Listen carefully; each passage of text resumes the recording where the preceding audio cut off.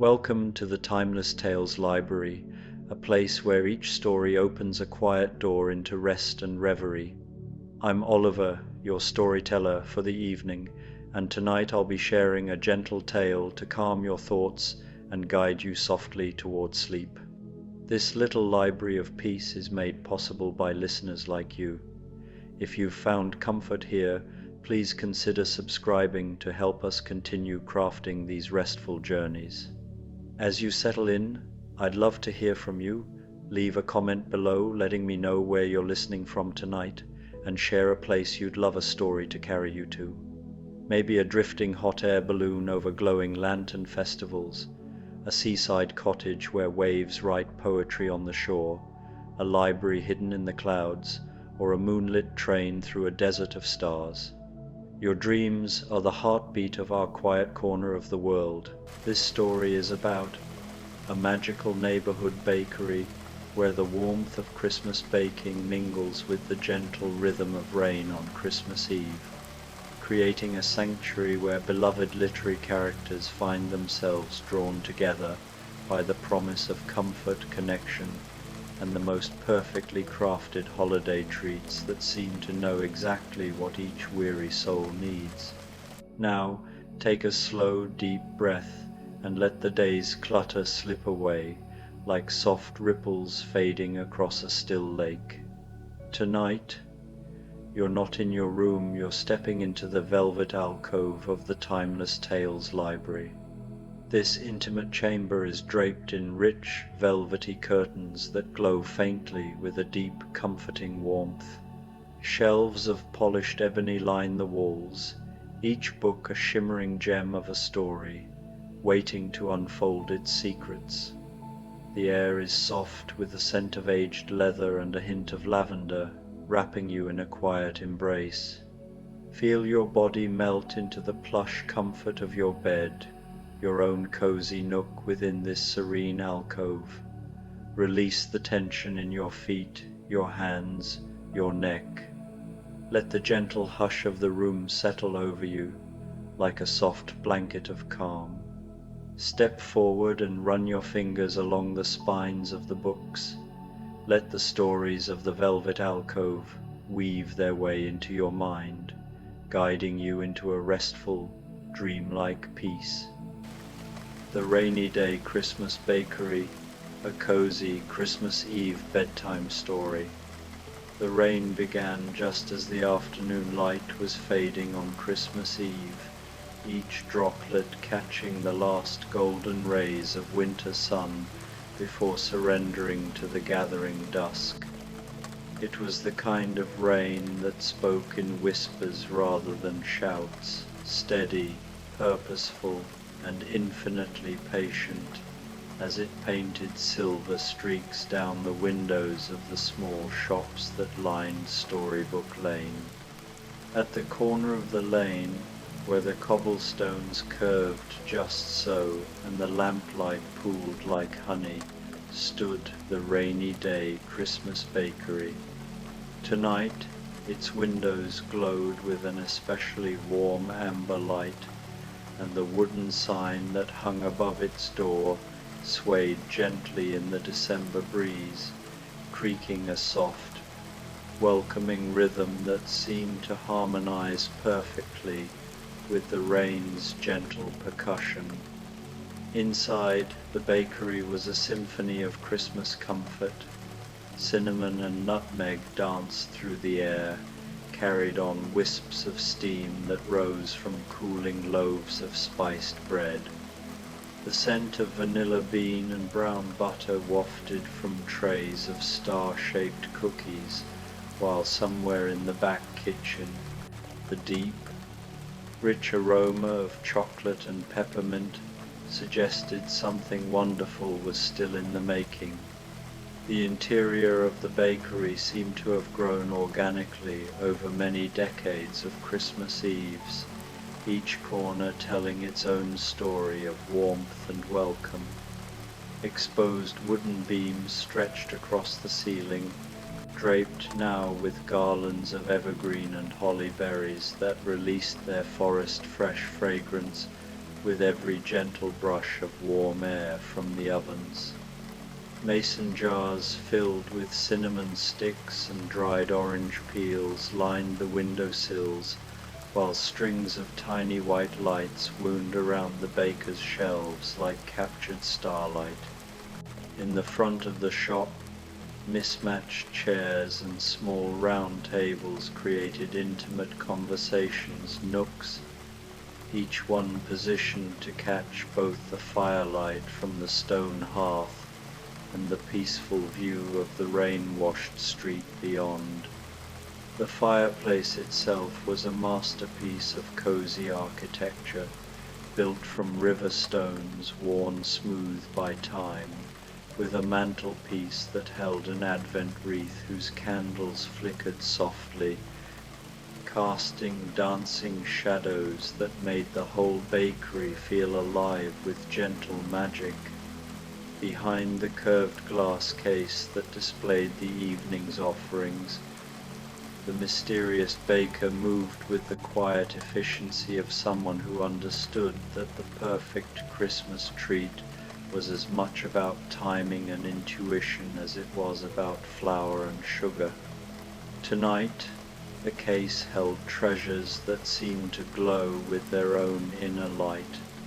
Miniature Christmas puddings topped with crystallized ginger, delicate mince pies with lattice crusts that looked like lacework, and something new, small, round Christmas cakes decorated with marzipan holly leaves and berries that appeared almost too beautiful to eat. But perhaps most enchanting of all was the way the bakery seemed to listen. As the rain intensified against the windows, creating a lullaby of liquid music, the interior grew even more welcoming, as if the building itself were opening its arms wider to anyone who might need shelter from the storm. And tonight, on this most magical of Christmas Eves, those arms would indeed be filled. The door chime gave its first gentle announcement of the evening just as the church bells in the distance were striking 7 o'clock. A gust of cool, rain-sweetened air swept into the bakery, carrying with it the scent of wet wool and the unmistakable presence of someone who had travelled far. Ebenezer Scrooge stepped carefully over the threshold, shaking droplets from his dark coat and pausing for a moment to let his eyes adjust to the warm golden light. But this was not the bitter, hunched figure from Christmas past.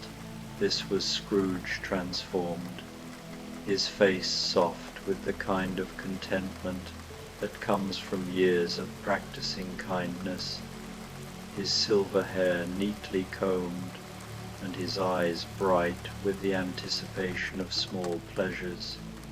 "My word," he murmured to himself, breathing in the intoxicating blend of spices and sweetness that enveloped him like a welcoming embrace. "What a perfect evening this has become." The baker, glimpsed only as a gentle movement in the kitchen's shadows, seemed to sense his arrival immediately. Within moments, a steaming cup appeared on the counter, not just any cup, but Scrooge's cup, the one that somehow always materialized in this magical place. It was filled with mulled wine that had been simmered with oranges and cloves until it tasted like Christmas itself, rich and warming and touched with just enough sweetness to remind him of the boy he had once been, long ago, when Christmas mornings had held infinite possibility. Scrooge chose a table near the fire, settling into a chair that seemed to have been waiting specifically for him. As he wrapped his hands around the warm ceramic mug, he found himself watching the rain trace lazy patterns down the window glass, each droplet catching the reflected firelight like tiny amber jewels. For a man who had once counted every penny with miserly precision, He had learned to count these moments instead, moments of pure, uncomplicated peace that required nothing from him except the willingness to receive them. The door chimed again, and this time it admitted a figure who seemed to bring a touch of eternal spring with her despite the December storm outside. Jo March burst through the doorway with characteristic enthusiasm, her dark hair escaping from beneath a wool cap that had clearly seen many adventures. Her cheeks were flushed pink from the cold rain, and her eyes sparkled with the kind of irrepressible joy that no amount of weather could dampen. "Oh, how perfectly wonderful!" Jo exclaimed, pulling off her damp gloves and looking around the bakery with the appreciative gaze of someone who understood beautiful things. "I was just walking past, trying to think of the perfect ending for my Christmas story, when the most delicious smell drew me in like a magnet.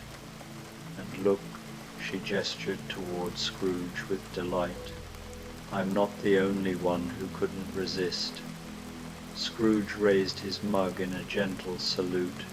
"Miss March, if I'm not mistaken, your reputation as a writer of considerable talent precedes you. Please, won't you join me by the fire? The rain shows no signs of stopping, and there's something magical about spending Christmas Eve in good company." Jo needed no further invitation. She claimed the chair across from Scrooge just as the baker, still mysteriously unseen, but somehow perfectly attuned to each visitor's needs, presented her with a plate that made her gasp with delight. Upon it sat a slice of gingerbread that was clearly no ordinary confection. This was gingerbread elevated to art, dense and moist and fragrant with just the right balance of spices, topped with a drizzle of lemon glaze that had been decorated with tiny sugared rosemary sprigs that looked like miniature Christmas trees. "This is exactly what I needed," Jo said, taking her first bite and closing her eyes to savor the complex warmth of flavors. "I've been wrestling with this story all day. It's about a family gathering for Christmas, and I couldn't quite capture the feeling I wanted. But sitting here, tasting this..." She opened her eyes and smiled at Scrooge. "Sometimes inspiration comes from the most unexpected places, doesn't it?" "Indeed it does," Scrooge agreed warmly. "I find that the best stories, whether we're living them or writing them, often begin with simply saying yes to an open door and a warm fire." As they talked, the rain continued its gentle percussion against the windows, and the fire crackled companionably in the hearth. The bakery seemed to exhale contentment, its very walls absorbing the quiet conversation and the soft sounds of satisfied customers enjoying perfectly crafted treats. Somewhere in the back, ovens hummed their quiet song, and the mysterious baker continued the ancient dance of flour and fire that had been creating comfort for hungry souls since the beginning of time. The evening was still young when the door opened a third time, admitting a figure who seemed to carry winter itself in the folds of his fur-trimmed coat. Captain Ahab stepped inside, his weathered face immediately softening as the bakery's warmth began to chase away the chill that seemed to live permanently in his bones.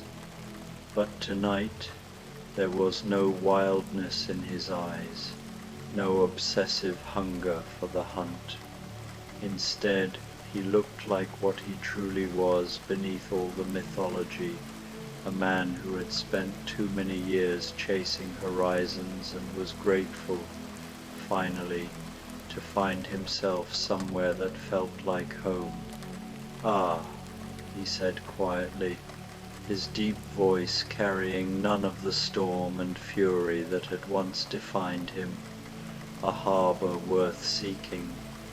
He removed his coat with deliberate care, hanging it on one of the wooden pegs by the door, and turned to survey the scene before him.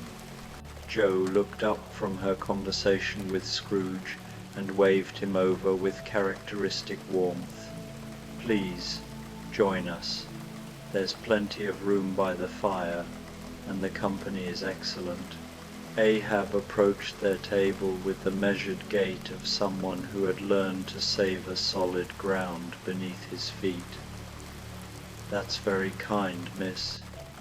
I confess I've been walking these streets for hours, thinking about Christmas and the way it makes even old sea dogs like myself long for the comfort of a proper hearth."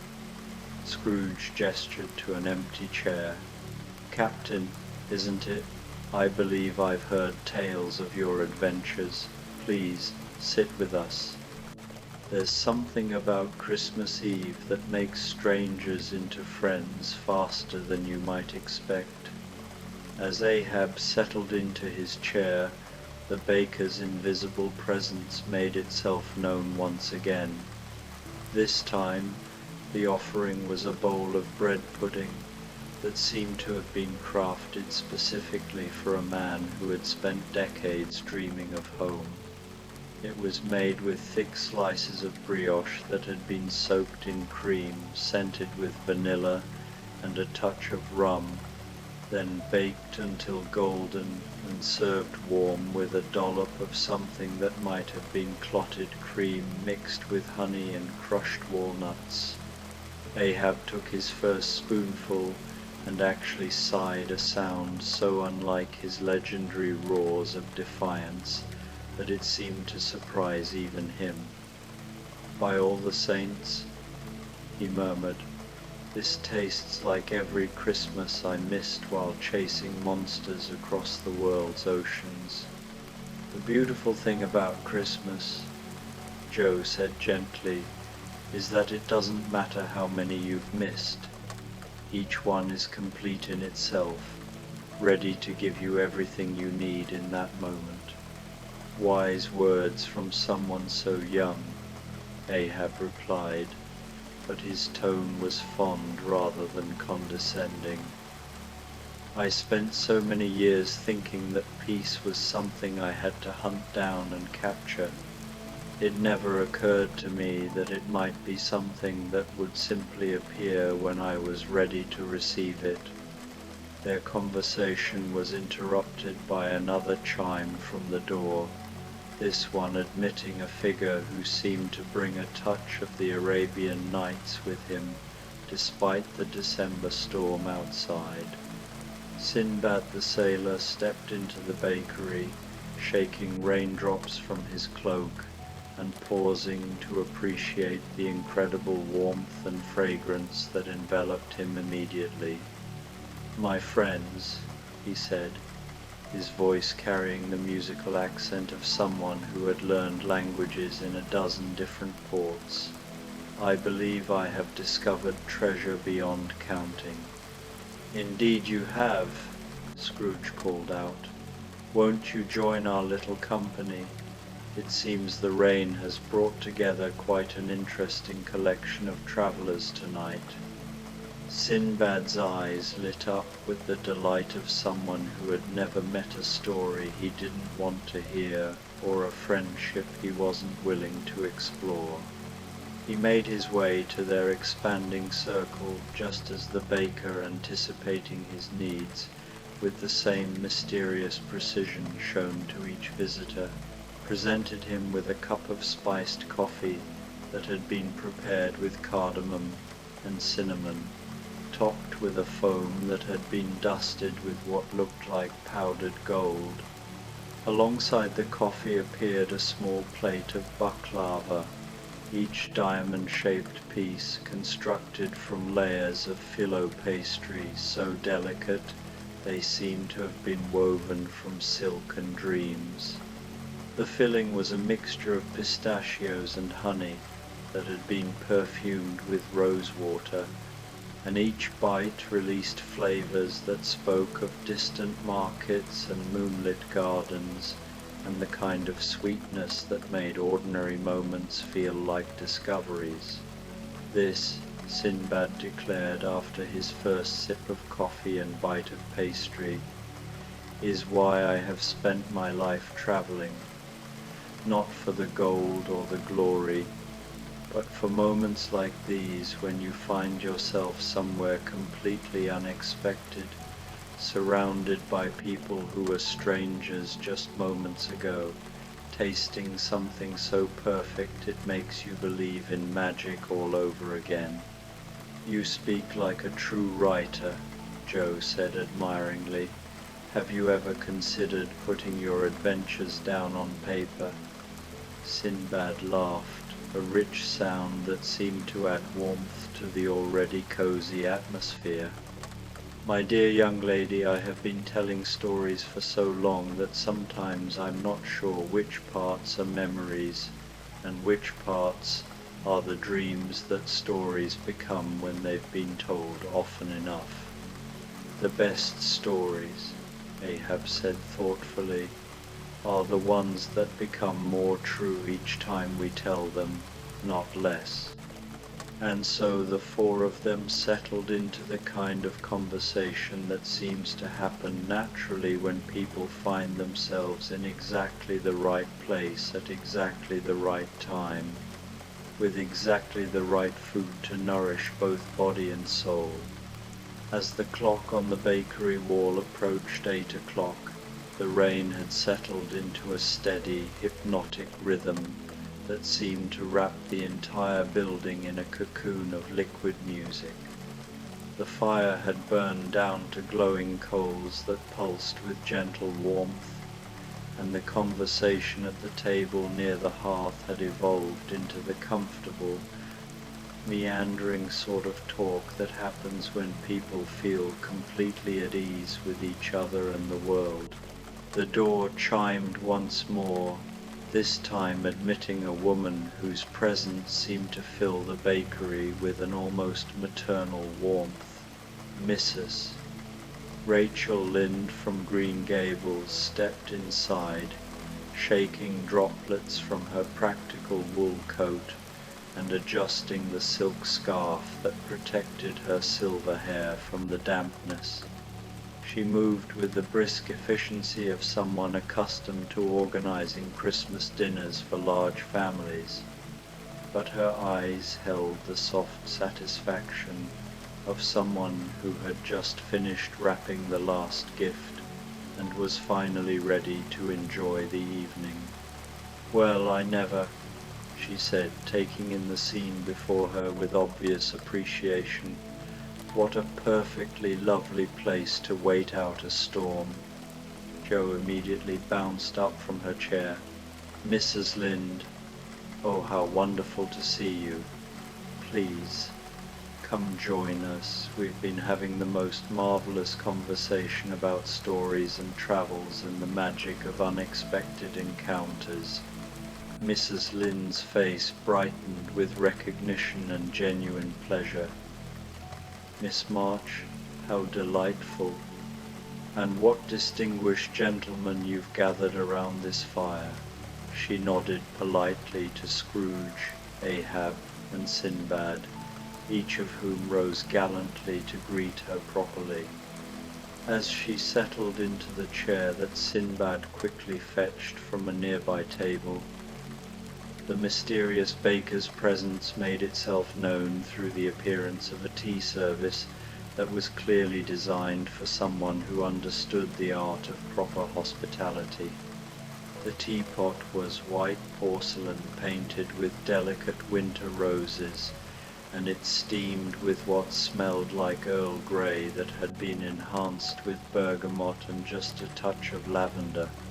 Alongside it appeared a three-tiered serving stand filled with an assortment of delicate treats, cucumber sandwiches with the crusts removed, Scones still warm from the oven and accompanied by small pots of clotted cream and strawberry jam, and an array of petit fours decorated with tiny marzipan snowflakes. "Oh my," Mrs. Lynde breathed. "This is far more elegant than anything I might have expected to find on a stormy Christmas Eve. How thoughtful of whoever runs this place to understand that sometimes a person simply needs to be properly looked after. We've been trying to figure that out ourselves," Ahab said with amusement. "Our host seems to have an almost supernatural ability to know exactly what each of us needs before we know it ourselves." "Perhaps," Scrooge suggested gently, "the real magic isn't in knowing what we need, but in creating a space where we feel safe enough to discover it for ourselves." Mrs. Lynde poured tea for everyone who wanted it, and they fell into a comfortable rhythm of shared stories and gentle laughter. She told them about Anne's latest literary ambitions and Diana's recent engagement, while Jo shared updates from her writing career and her sister's various adventures.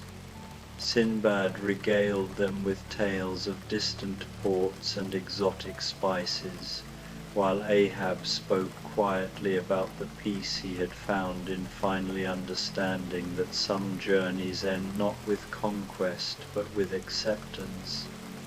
The conversation was interrupted by another arrival, this one so quiet that they almost missed it entirely. The door had opened and closed with barely a whisper, and suddenly a young woman was standing just inside the entrance, looking around with the wide-eyed wonder of someone who had stumbled into a fairy tale. Elizabeth Bennet stood there, her travelling dress slightly dampened by the rain, but her spirits clearly undaunted by the weather. She had the kind of beauty that came not from perfect features but from intelligence and wit, and the confidence that comes from knowing exactly who you are and being perfectly content with that knowledge. "I beg your pardon," she said, her voice carrying the musical cadences of someone who had been raised on clever conversation and good books. "But I seem to have lost my way in this storm. I was attempting to reach my aunt's house for Christmas dinner tomorrow, but the rain has made travel rather more challenging than I anticipated." "My dear Mrs." Lynde exclaimed, immediately rising from her chair, "you must come and sit by the fire at once. There's plenty of room, and you simply cannot travel any farther in weather like this." Elizabeth's face lit up with grateful relief. "You're very kind. I confess, when I saw the lights in this window, I felt drawn to them like a moth to flame. There's something so welcoming about this place." As she joined their expanding circle, the baker's mysterious attentiveness manifested once again in the form of a delicate china cup filled with hot chocolate that had been prepared with real cream and a touch of cinnamon, topped with a small mountain of freshly whipped cream and a sprinkle of chocolate shavings that had been curled into perfect spirals. Beside the cup appeared a small plate holding what could only be described as the world's most perfect Christmas cookie, a gingerbread figure decorated with royal icing and tiny silver dragées that caught the firelight like stars. "This is extraordinary," Elizabeth said after her first sip of chocolate. "I feel as though I've stepped into one of those stories where weary travelers find magical hospitality on cold winter nights." "Perhaps you have," Jo said with a grin. We've all been marveling at how this place seems to know exactly what we need before we even realize we need it ourselves. There's something to be said, Scrooge observed thoughtfully, for places that understand the art of true hospitality, not the kind that seeks to impress, but the kind that seeks to comfort. The rain had taken on an even more soothing quality as the evening deepened, its steady percussion creating a sense of complete enclosure that made the bakery feel like the coziest room in the world. The fire had settled into a steady glow, casting dancing shadows that made everyone's faces look warm and content, and the conversation had evolved into the kind of gentle, meandering exchange that happens when people feel completely at peace with themselves and each other. It was nearly 9 o'clock when the door chimed one final time, admitting a figure who seemed to carry an aura of philosophical calm with him despite his obviously long journey through the storm. Robinson Crusoe stepped carefully over the threshold, his practical travelling clothes thoroughly soaked, but his expression one of quiet satisfaction rather than complaint. "Good evening, fellow travellers," he said, his voice carrying the measured cadences of someone who had learned to find contentment in solitude, but had never lost his appreciation for good company. "I hope you'll forgive the intrusion, but when a man has been walking in weather like this, the sight of warm light and the promise of shelter becomes irresistible." "There's no need to apologize," Elizabeth said warmly, gesturing toward the remaining empty chair that seemed to have been waiting specifically for this moment.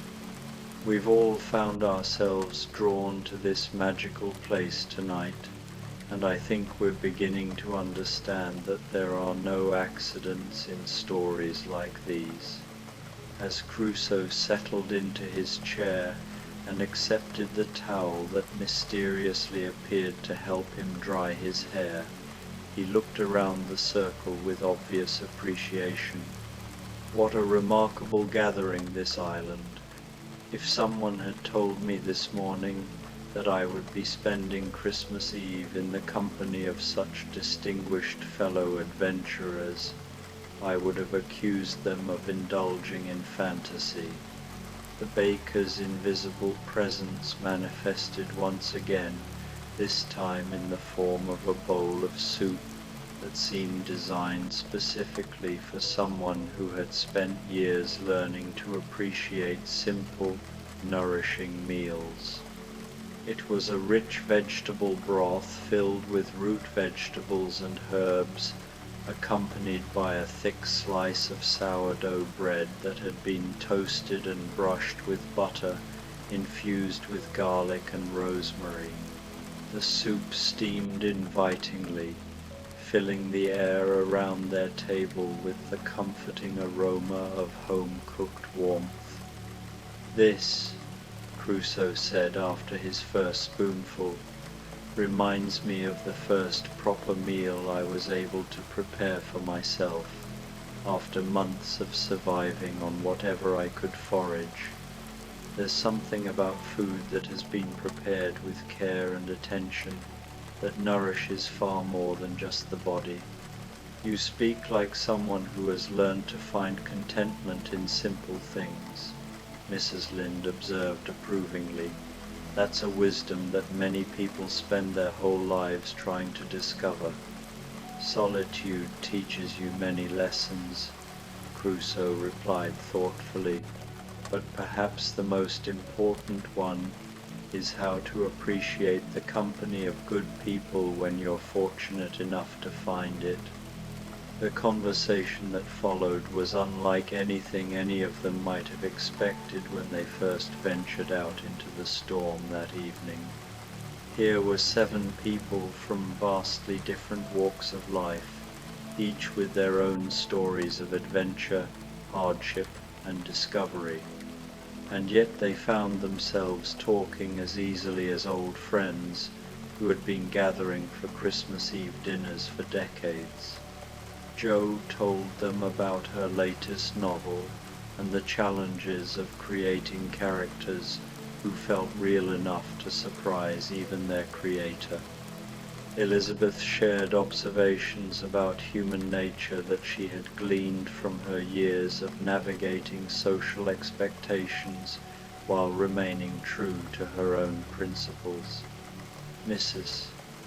Lynn dispensed gentle wisdom about the art of creating homes where people felt genuinely welcome, while Scrooge spoke quietly about the transformation that comes from learning to see generosity as a privilege rather than a burden. Sinbad regaled them with tales of distant lands and exotic customs, but also spoke movingly about the moment he realized that the greatest treasure wasn't gold or jewels, but the ability to appreciate beauty wherever you found it. Ahab talked about the peace that comes from finally understanding that some battles are won not through conquest but through surrender, while Crusoe shared insights about the difference between being alone and being lonely. As their conversation continued, something magical began to happen in the bakery around them. The lights seemed to grow warmer, the fire more welcoming, and even the sound of the rain took on an increasingly musical quality. It was as if their gathering had awakened something sleeping in the very walls of the place, some ancient understanding of what it meant to create true sanctuary for weary souls on cold winter nights. The mysterious baker, still unseen but increasingly present in their awareness, began to bring out additional treats that seemed designed not for individual consumption but for sharing. A large platter of Christmas stollen appeared on their table, each slice dense with fruit and nuts, and dusted with powdered sugar like fresh snow. Alongside it came a bowl of mulled cider that steamed with cinnamon and star anise, and a selection of Christmas chocolates that had been crafted into tiny works of art, each one shaped like a miniature ornament and decorated with gold leaf that caught the firelight like captured stars. As the clock struck 10 and the storm outside settled into its gentlest rhythm yet, the 7 gathered friends found themselves sharing the kind of meal that transcends mere sustenance and becomes something approaching communion. Each treat that appeared seemed designed not just to nourish their bodies but to feed their souls, and the conversation had evolved into something that felt both intimate and timeless. They talked about Christmases past and future, about the books that had changed their lives, about the moments of beauty that had sustained them through their darkest hours. Jo shared her theory that every story worth telling was really about people learning to love each other better, while Elizabeth argued with characteristic wit that the best stories were about people learning to love themselves enough to demand better from the world. Mrs. Lynde shared how watching Anne's transformation taught her that hope is a daily spiritual practice. Scrooge spoke of the Christmas morning. He learned that generosity is about discovering you have more to give than you ever thought.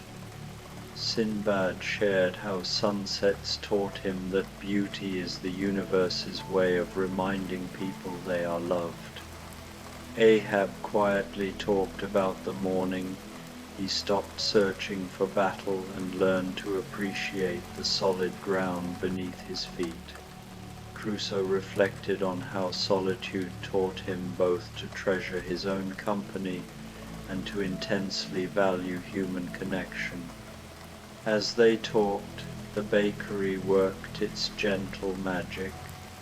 The fire settled into a hypnotic glow, and the rain created a soothing rhythm. The baker continued to anticipate their needs with perfect precision. A pot of chamomile tea with local honey appeared, followed by star-shaped shortbread cookies with crystallized ginger. Finally, for a touch of festive magic, individual servings of rich Christmas pudding, each topped with a sparkling sugar-dipped sprig of holly, completed the evening's offerings.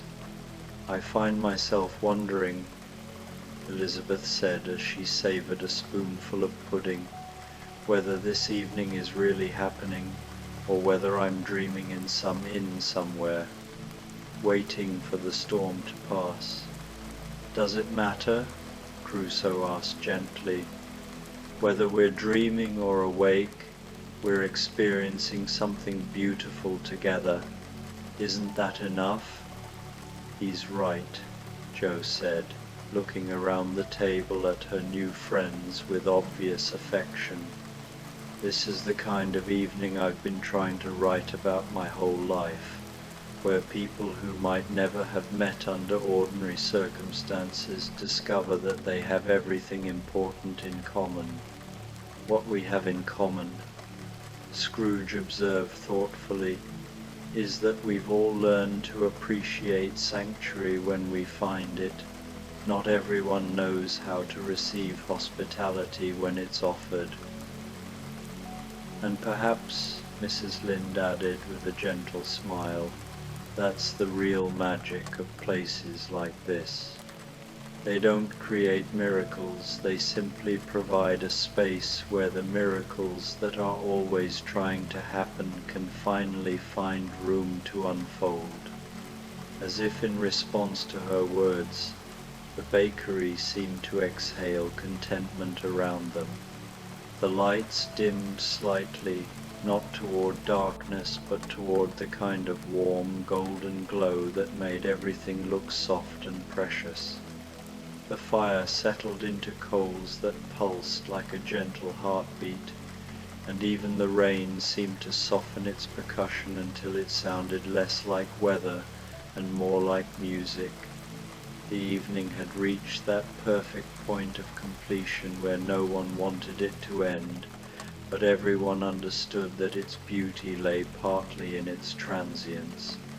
The clock on the wall showed nearly 11, and through the rain-washed windows they could see that the storm was beginning to gentle itself toward the kind of soft, steady precipitation that promised to continue peacefully through the night. The mysterious baker made one final appearance, not in person, for they never did see their host clearly, but in the form of a gift that seemed designed specifically for this gathering of literary souls. On each of their places appeared a small leather-bound book, not old books, but new ones that somehow felt as though they had been crafted specifically for this moment, this evening, this particular collection of people. When they opened the books, they found something extraordinary.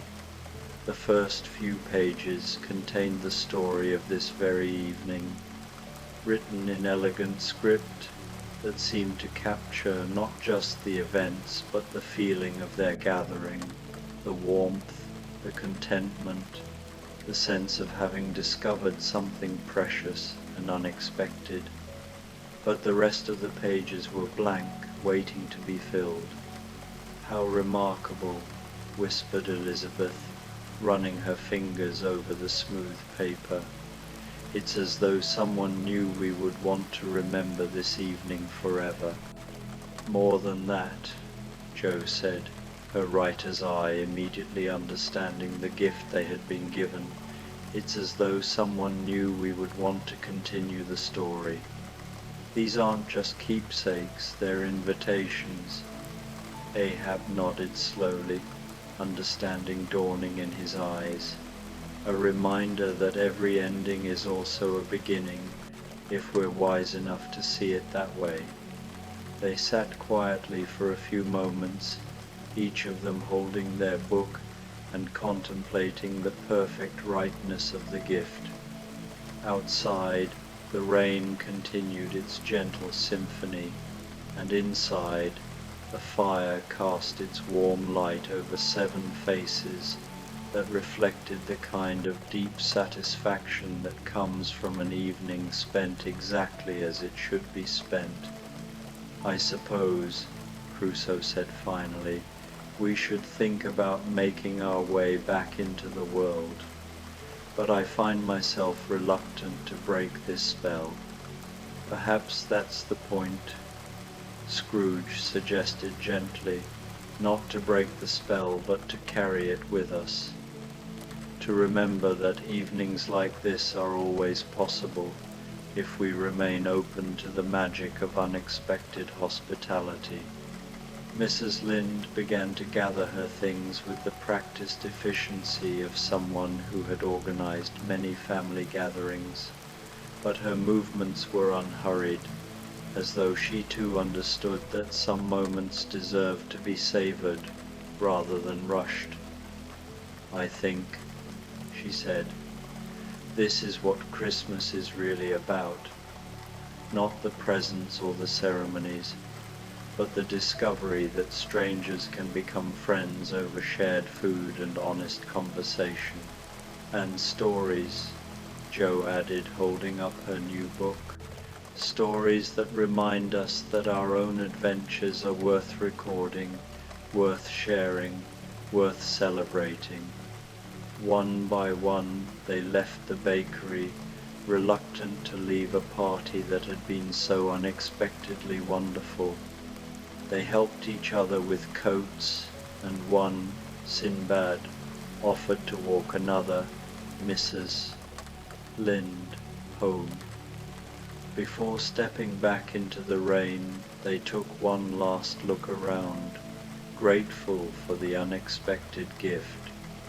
Elizabeth thanked their unseen host, for the food, for the warmth, but most of all, for the understanding that sometimes what people need most is simply a place where they can discover how much they have in common with strangers. A warm draught seemed to acknowledge her gratitude as the last of them left. The bakery settled into solitude. The fire burned low, the lights glowed warmly, and the lingering scent of baking filled the air. On the table 7 teacups and crumbs remained, along with the invisible warmth of shared conversation. The memory of the evening would change them forever. Outside, the storm calmed, promising a peaceful Christmas morning. 7 people went to sleep, with hearts full of gratitude, each clutching a blank leather-bound book. They fell asleep, wondering what stories they would write, tales of finding magic and belonging with strangers, and of discovering they were not alone. The ovens in the bakery rested quietly, ready to begin their work again tomorrow. The rain, now a gentle lullaby, sang the world toward sleep, a reminder that on a stormy Christmas Eve, magic is always possible.